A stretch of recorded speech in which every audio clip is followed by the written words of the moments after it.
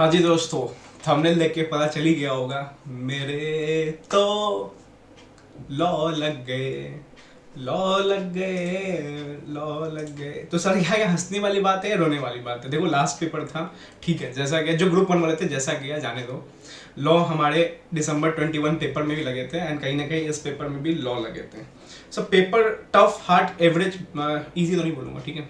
सब पेपर क्या था, हाँ मतलब अबव एवरेज एक तरह से कह सकते हो, हार्ड वाली कैटेगरी में पेपर था।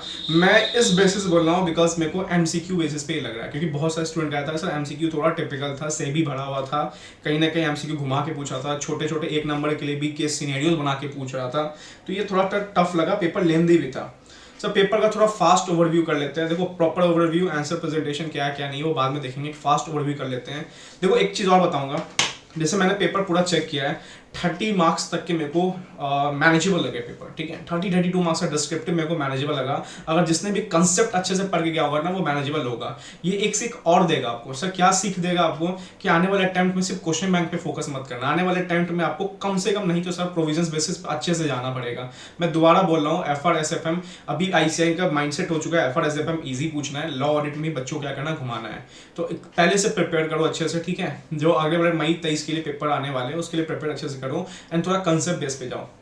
थोड़ा एक फास्ट ओवरव्यू करते हैं, फिर मैं एक लास्ट में एक एनालिसिस बताता हूँ, ठीक है। पहला क्वेश्चन कहीं ना कहीं ऑडिट कमेटी 188 का था। ये एक क्वेश्चन है, कहीं ना कहीं कल एक स्टूडेंट ने टेलीग्राम पे पूछा भी था एंड अच्छा क्वेश्चन था, तो कहीं ना कहीं घूम फिर के ये था वहां से। सर एक बात और, आपके सेक्शन लिस्ट से क्या लगा, लगे थे? हाँ क्वेश्चन लगे थे, तो वो मैंने प्रॉपर एनालिसिस नहीं किया था, बट मैंने यस डायरेक्टर का जो बोला था, कहीं ना कहीं आईसीआई का माइंडसेट हो जाता है डायरेक्टर को निकालने पे, तो निकालने के रिगार्डिंग प्रोविजंस पे आईसीआई ने मॉक में पूछा था, तो यहाँ भी लगभग वहाँ था, ये चीज़ें यहाँ भी थी।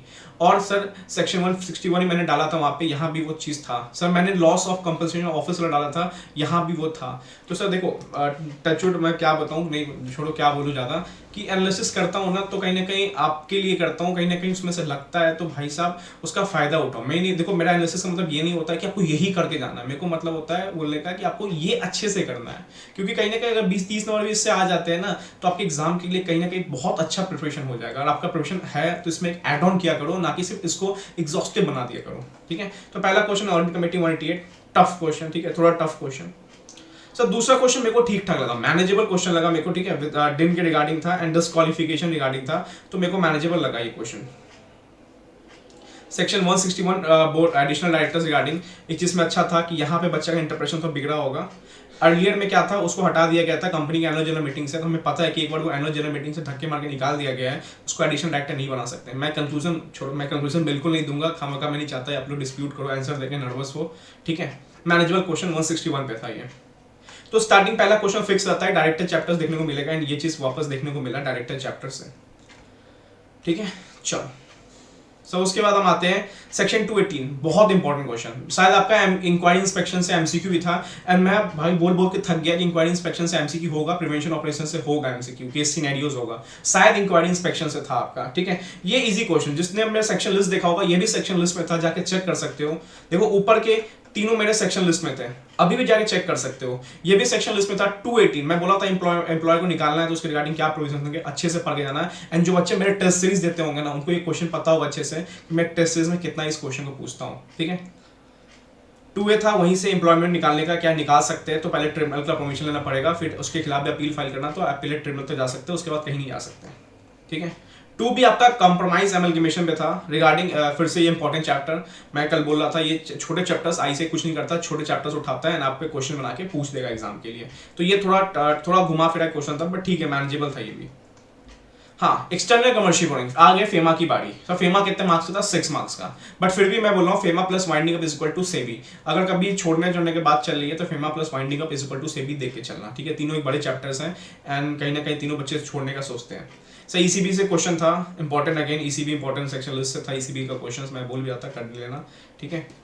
देन हाँ ये क्वेश्चन थोड़ा टिपिकल था समझने का, एक्सपोर्ट इंपोर्ट का था, लगातार 2 क्वेश्चन फेमा का था, ठीक है। ये एक्सपोर्ट इंपोर्ट का क्वेश्चन था, फॉरेन एक्सचेंज का था, टफ वन था फेमा का, ये टफ वन क्वेश्चन था।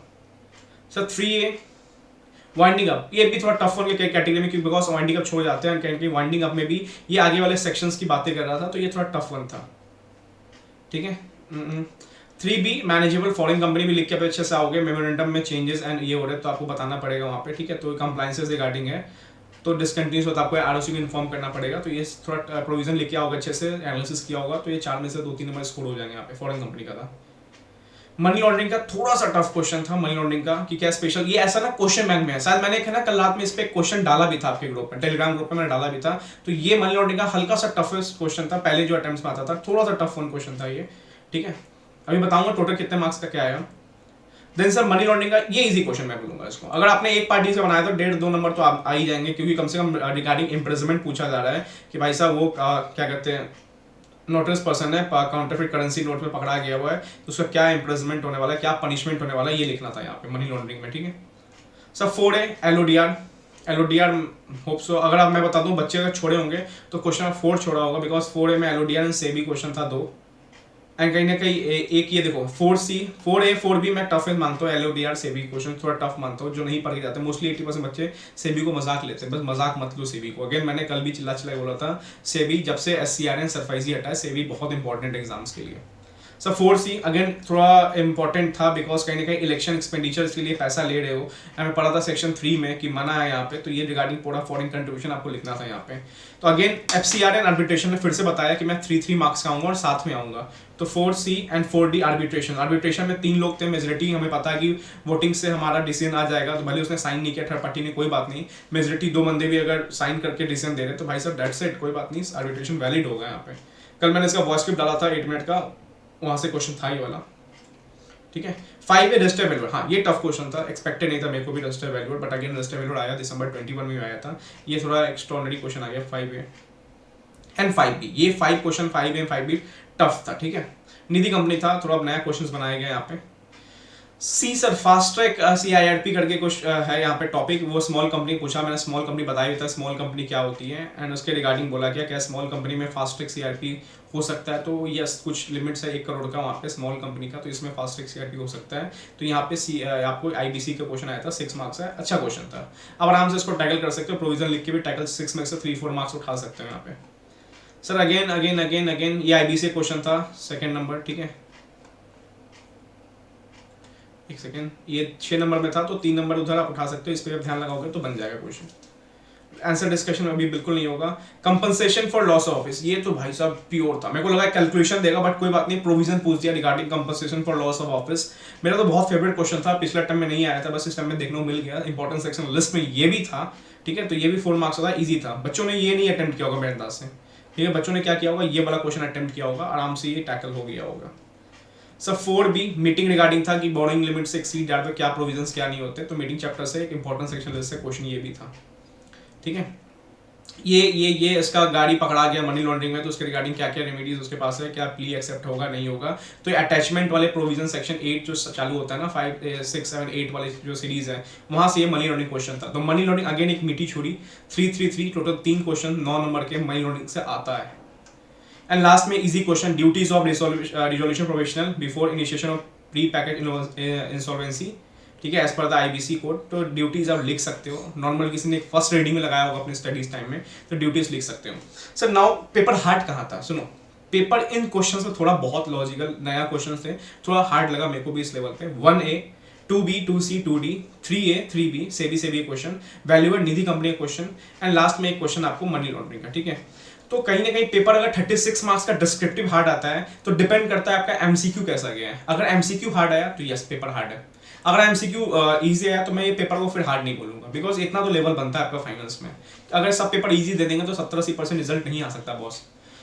प्लस पॉइंट अगर आपने 70-80 नंबर अटेम्प्ट किया है, मैं ये नहीं बोल रहा सही गलत क्या नहीं, क्योंकि प्रोविजन तो लिख दी होगी आपने, 70-80 भी अटेम्प्ट किया ना तो भाई थोड़ा सेफर साइड पे रहो, भूल जाओ क्या हुआ नहीं हुआ, सेफर साइड पे। बट अटेम्प्ट ही 40-50 किया तो यस आप रिस्क पे हो, ठीक है। तो मैं अटेम्प्ट की बात कर रहा हूँ, अटेम्प्ट होना चाहिए दोस्त, ठीक है। प्रोविजन आप लिख सकते हो, भले कंक्लूजन नहीं आएगा चलेगा, पर प्रोविजन के नंबर मिलेंगे आपको, ठीक है। तो 40 मार्क्स का पेपर थोड़ा टफ था, तब भी 30-35 मैनेजेबल था, तो डिपेंड करता है MCQ। अगर MCQ टफ था तो कहने के 40 + 30 70 मार्क्स टफ है, तो भाई साहब ये टफ पेपर है, ठीक है। चलो सर क्वेश्चन कहाँ से थे, IBC 9 मार्क्स, डायरेक्टर कहीं ना कहीं 22-24 के बीच रेंज कर रहा है, तो वही इसका माइंड सेट भी है 88 का, ठीक है। IBC 9 अगेन सर फेम ये PML है 6 + 3 9, तो 9 +24 +9, ये मैं कल एबीसी पे बताया था कि एक चेकलिस्ट देख लो ये हुआ कि नहीं हुआ है। तो आईबीसी 9, डायरेक्टर 22, इंस्पेक्शन से 4 मार्क्स क्वेश्चन, कॉम्प्रोमाइज से 4 मार्क्स क्वेश्चन, प्रिवेंशन से क्वेश्चन नहीं था यहाँ पे, फेमा से 6 मार्क्स, वाइंडिंग अप 3 मार्क्स। तो देखो 6 3 9, FEMA plus winding up is equal to SEBI 4 + 4, तो लगभग है वो, ठीक है। वाइंडिंग अप अगेन 3 मार्क्स, तो बहुत बड़ा चैप्टर है 3 नंबर के लिए, शायद थोड़ा मुश्किल होता है आपके लिए। FEMA 6 marks, SEBI again 8 marks. SEBI मैं बोल रहा हूँ भाई साहब अभी करके जाओ, मई के लिए रेडी रखो सेबी कि आप अच्छे से सेबी करोगे। लास्ट में ये नहीं बोला सेबी नहीं हो पाया, बड़ा है सेबी भाई दोस्त, बड़ा है तो 8 नंबर यहाँ पे, और एमसीक्यू आपको दिख गया होगा जलवा सेबी का, ठीक है। ये अच्छा चैप्टर है, ठीक है। ये 3 जो 6 है ना, ये आपको बोनस देंगे, एंड आपको बोनस मिला होगा आज भी।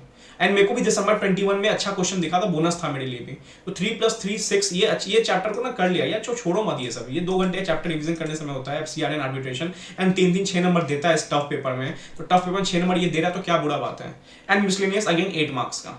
तो पेपर थोड़ा सा देखो, जो बच्चे छोड़ के जाते हैं ना, लिमिटेड पढ़ते हैं, उनको यहीं पे थोड़ा धोखा हो जाएगा।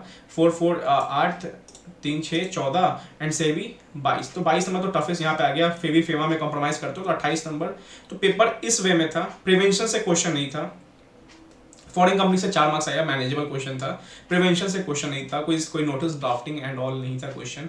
ऐसे ही लगभग स्पेशल कोर्स से क्वेश्चन नहीं था, एनसीएलटी से क्वेश्चन नहीं था, बट फिर भी मिसलेनियस से आईसीए ने 2 क्वेश्चन पूछा, निधि कंपनी अमेंडमेंट था, पूछ दिया, ठीक है। नाउ करना क्या है, ग्रुप 1 वालों रिलैक्स करो, चीयर्स, वर्ल्ड कप देखते हैं, इंडिया को सपोर्ट करते हैं, वर्ल्ड कप जिताते हैं, जो हुआ छोड़ दो, चिल मारो 10 दिन तो चिल मारो आप, ठीक है, बिल्कुल 10 दिन चिल मारो। उसके बाद देखना बैठ के क्या नंबर आता है नहीं आता है, डिस्कशन करना होगा टेलीग्राम पे डिस्कशन कर लेना, नंबर पे कर लेना, ठीक है। आगे प्रिपरेशन क्या होगा, mentorship program and all start करूंगा, उसके रिगार्डिंग डिस्कशन करना हो कर लेना, ठीक है। बट अभी कुछ नहीं करूंगा, जो होगा दिसंबर से होगा। यस, पहले मैं गूगल फॉर्म करूंगा, बिकॉज कहीं ना कहीं मैं लिमिटेड नंबर ऑफ पर्सन लेके चलूंगा। जैसे पिछले बार मैंने 30 स्टूडेंट्स लेके चला था, तो मैं ज़्यादा भी लेके चलूंगा कि मैं उनको गाइड नहीं कर पाऊँ, मैं उनको ट्रेन नहीं कर पाऊँ एग्जाम्स के लिए, कि पहले से मैं इनको इंपॉर्टेंट क्वेश्चंस एंड ऑल करा पाऊँ, कि मैं उनको संभाल सकूँ एग्जाम्स के लिए, ठीक है।